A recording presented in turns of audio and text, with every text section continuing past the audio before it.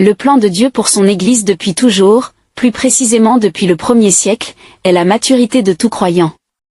Je dis bien de tout croyant. Pas d'une majorité, encore moins d'une minorité. C'est le plan de Dieu pour son Église, que tous les chrétiens parviennent à la maturité.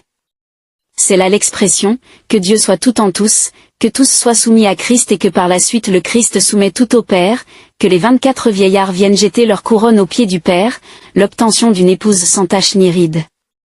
Toutes ces expressions que nous venons de citer renvoient à une seule et même explication, la maturité de tous ceux qui sont désormais en Christ. C'est la raison pour laquelle le Père a donné les dons à l'Église. Romains chapitre 12 versets 1 à 16. C'est la raison pour laquelle le Fils a donné les dons à l'Église. Éphésiens 4 versets 7 à 16. C'est la raison pour laquelle le Saint-Esprit a donné les dons à l'Église. 1 Corinthiens 12 versets 7 à 11. Pour la maturité de tout croyant, de tout chrétien.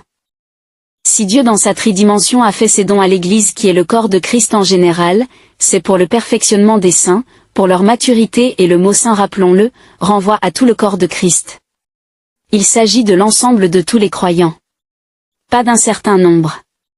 Christ n'a pas fait des dons de pasteurs, d'apôtres et autres pour la recherche du pouvoir, des titres, des places en vue, ce n'est pas pour dominer sur les autres, se faire voir, ce n'est pas pour se servir.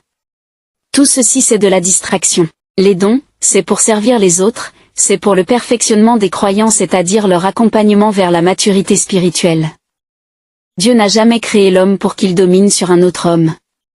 La domination que Dieu a donnée à l'homme, c'est sur le reste de la création. Genèse chapitre 1 verset 28. Pas sur les hommes. Même la domination du mari sur sa femme est une conséquence de la chute.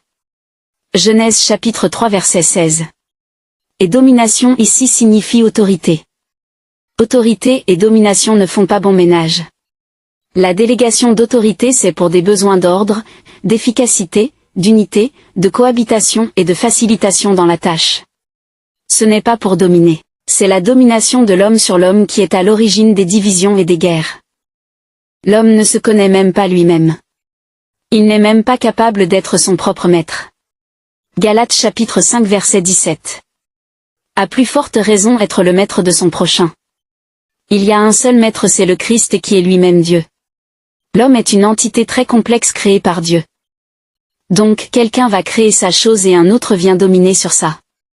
L'homme qui va dominer sur l'homme n'est pas encore né et il ne le sera jamais.